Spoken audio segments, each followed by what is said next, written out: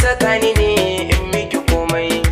Na zama gwani fage na faɗa kan sanki an kira ni jarmai.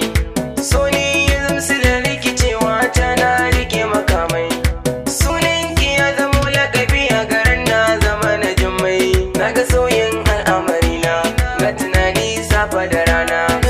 Duk wanda zai soki na shaida ba za ya kai ni ba. Sunanki ya fi mun komai daraja ban gano ya shi ba.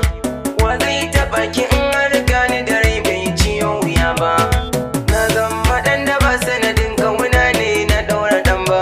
Ban buƙatar ai mini gyara a taɓa ki in saka sara. Shi so saboda fashi da tabbas ne aka kira shi tsuntsu.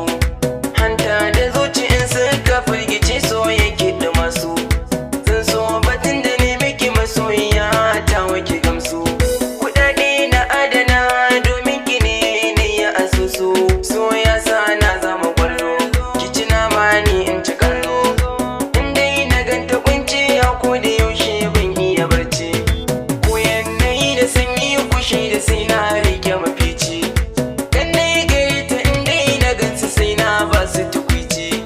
Ko dai su bani labarin mai suna na bar maraici. San raina su ne ta nishadi, su faɗa min dan na ji daɗi.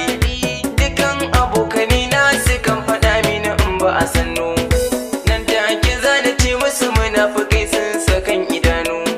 Ba na tsoron na yi wa mutum rauni ko na sara hannu. Na zama abin ayyuran rashi sai dai ya bi ni sannu.